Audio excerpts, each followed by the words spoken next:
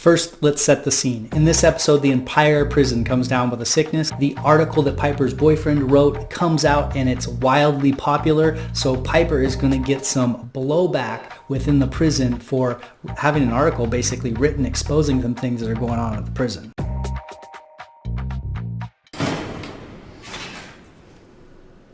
Don't crowd and do not, under any circumstances, sneeze on me. I will write you up if you sneeze or if you in any way get me moist with your fluids. This is something that's happening at Lompoc Prison right now, which is crazy. With the coronavirus outbreak, the ACLU just sued Lompoc Prison for basically having the largest coronavirus outbreak in the States. They have something like 900 people at Lompoc Federal Prison have coronavirus. What I would say about sickness in prison is when one person gets the flu or some sort of sickness, it usually runs through the entire camp, the entire low or medium. Everyone starts getting sick. And prisoners take a lot of precautions. They try to shower. They try to, before social distancing was a thing, they would social distance. The bottom line is everyone's sharing bathrooms, showers, food, bunk areas, breathing air, etc. Sicknesses just run through federal prisons. It's a rough situation these guys are dealing with. Step back. There's plenty for everyone. Till we run out. Okay, I need to make sure you swallow that. Thank you. People hide pills under their tongue. They'll hide them, just not swallow them. They'll do all kinds of stuff. And what they want to do is basically get their pill back to the dorm. They can take it out of their mouth and then they sell them to other inmates. That's one of the sketchy things too about there's inmates who buy pills. But the problem is if you buy a pill and then you take it, then it's in your piss and you get piss tested a couple weeks later, you could go to the hole basically. They drug test randomly, so people get caught basically taking other people's pills and then pissing dirty, and you'll get sent to the SHU and then to a low if you end up doing that, or from a low up to a medium. Usually you'll increase your security level if you test positive.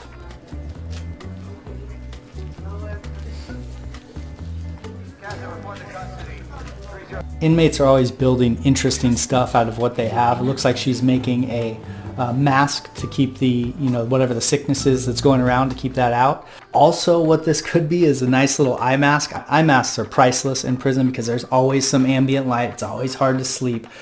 Most people have some sort of eye mask, usually fashioned out of a sock or something, but this could double as an eye mask as well.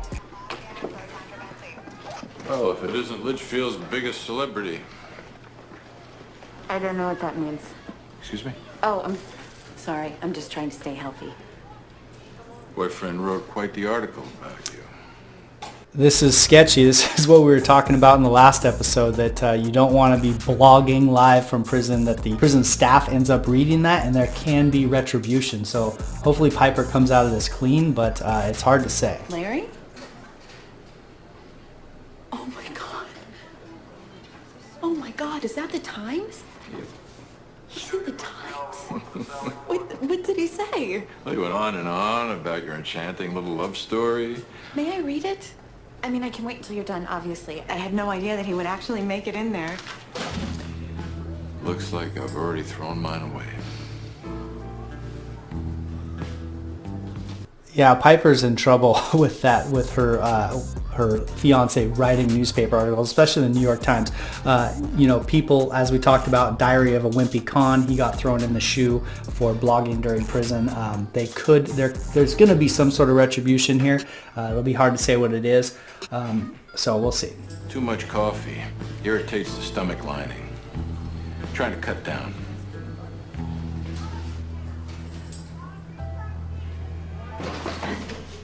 Inmate, out of the trash! But I just need to get out! So this is another example of Piper just needing to lay low. You obviously not going to be able to dig in a trash can in front of the officers like that. The proper thing to do there is to leave, pretend like you don't care about the newspaper, and then ask around, hey, who takes out the trash? Whose job is that in the kitchen? Find that inmate, go up to that inmate, say, hey, I need the New York Times. Unfortunately, it's covered in coffee. But if you can grab it out of that trash when you take the trash out, I'll give you 2 or 3 tunas, whatever that is, and pay the proper person to go retrieve that newspaper for you. She works up front, eats souls for fun. Every once in a while, we find a pair of men's boxers in there. No big deal. Even Bigfoot's gonna get laid sometimes. Except, these boxers have a name stitched in them like he's a third grader. S. O'Neill. The guard has me. Drama! This is definitely prison-like, with the inmates knowing about guard relationships and gossiping about guards and which guards are dating who and who cheated on who and all that. It's like a soap opera TV show, and inmates gossiping about guards and their relationships is a favorite pastime. And a lot of the time it's probably not true, but I guess the inmates always think that all the guards are dating each other, but then the guards talk to the inmates a lot of the time and tell them some scandalous stories or what happened at the bar last weekend. So this is realistic. I might actually be lucky this happened now. Gosh, just think I got the flu like everyone else. Well, in 2 days you're gonna be wishing you had the flu. I'll get back on track. They won't even find out I was using. Yes, they will. Shit, no. Girl's got my back, right? 2 strikes. That's all you get. So this is word coming down from Red that this girl has to turn herself in to the cops and tell them that she was using. They're not going to cover for her. She's going through withdrawals from using some sort of hard drugs. And this is something you definitely see in county prison and in the feds and the holding facility, maybe when you first get arrested, much more often because there's a high turnover. Once you get into a camp or a low security prison, you see people withdrawals far less often because they basically do their withdrawals right at the beginning of their sentence, usually when they're in county and they don't bring it into the feds. And of course there's hard drugs in prison at every level. I'm just saying that more often you'll see it at the entry level in county or at initial intake is where you'll generally see withdrawal people. You wanted to see me? Patricia Miller, Trailer Park All-Star with the classy neck tat. Oh, yeah. She just got a 100 series shot for a nasty case of the DTs. Wow. So a 100 series shot is one of the higher level shots. It's on par with having a cell phone, alcohol, or some sort of violence. That's the highest shot there is. So it gets you in the most trouble. Usually it's going to move you to a higher security level prison. Did she say anything? She just cried and shook. Thing is, she's been here 10 months. How come she doesn't go cold turkey a while back? Something's been getting in here. This was kind of Red's plan, I think, by making her turn herself in, is to expose this officer, or at least to expose the fact that some sort of hard drugs are getting into the prison, and hopefully Red can find a way on the back end to weasel her way out, or maybe she's just trying to get this officer to stop forcing her to smuggle hard drugs in by exposing the fact that there is a vulnerability somewhere. I always said when they first come through, we should check their assholes if the wrong person realizes these. So this is all of them, huh? All the approved vendors? That's it, just those 5. Nobody else gets through this gate? The approved vendors are an interesting attack vector for contraband.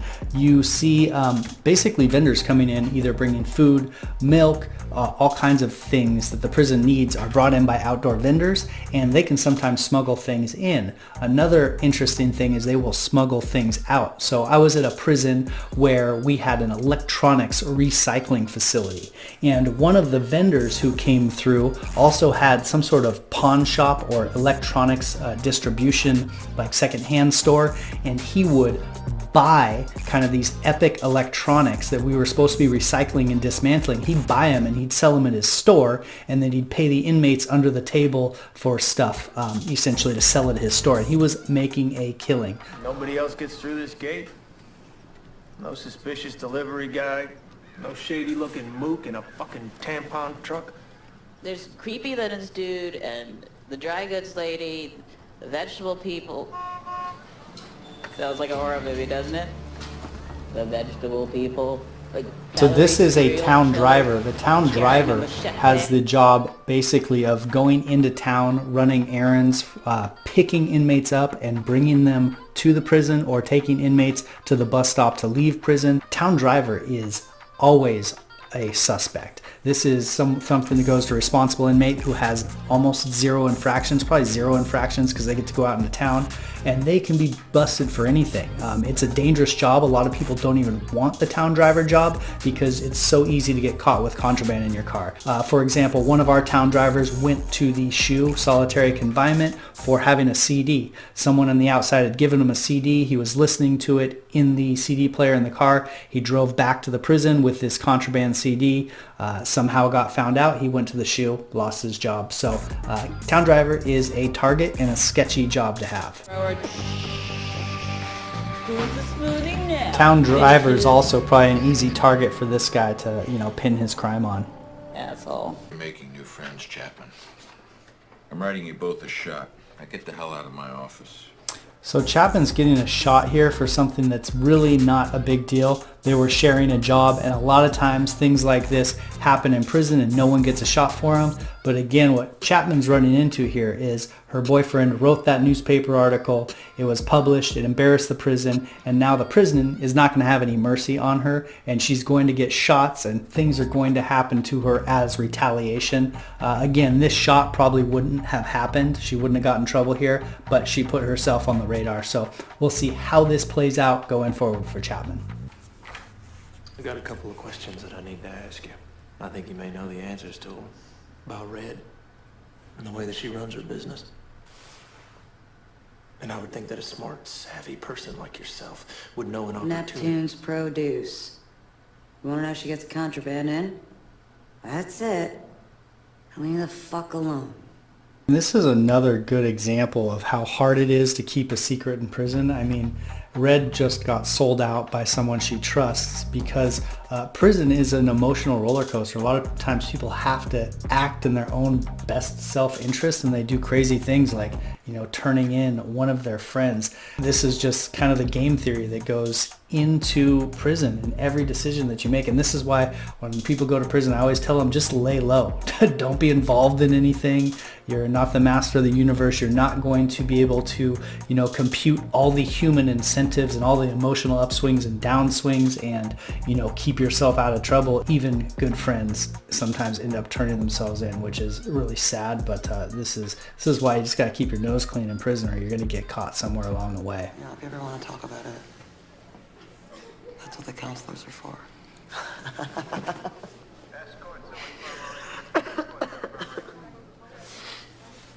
Personally, I went on sad drugs when I got here, and they worked for a while, but now I just cheek them and trade them for black eyeliner. So that's what we were talking about earlier, is people cheek their drugs, and she said she trades it for eyeliner. There's a full black market built around pills, pill call, and trading those pills for commissary or payment. He wrote an article about me. The fiance? Mm-hmm. And I'm happy for him. But he got so much of it so wrong. Those things we did, you and me, that wasn't adventure or a romp.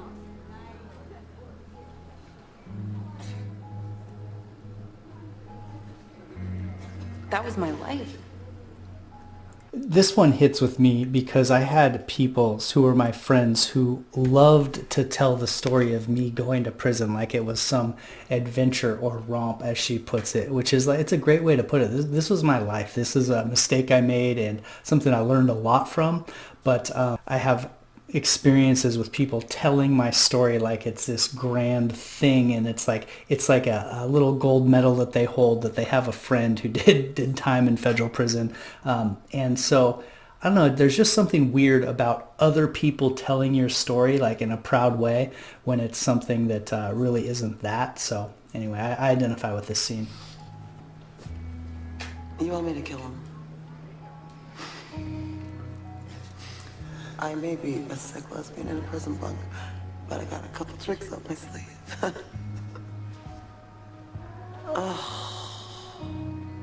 I feel like I am missing so much. I would say that would be the overarching emotion, and the kind of worst part of being in prison is just knowing how fast the whole world is moving while you're at a standstill. I mean, you picture all these birthdays, all these family events, all of your friends, making progress in their careers, getting married, having kids, like your own family, children being born, and things like life. The the big realization that you have when you're in prison is that life just goes on, and it doesn't even take like a stutter step to slow down when you leave it. And that's kind of an astonishing fact, and it changes the way you look at the world. It brings my own insignificance to light. It's like, oh, I could actually die tomorrow. Like, yeah, people would be sad, but life wouldn't slow down. Everything would keep happening.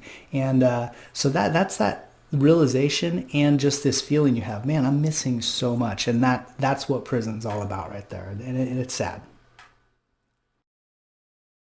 Let's grade this episode. First, we're going to give it a plus for the pill line and for the lax way that prisons deal with kind of pandemics, let's say.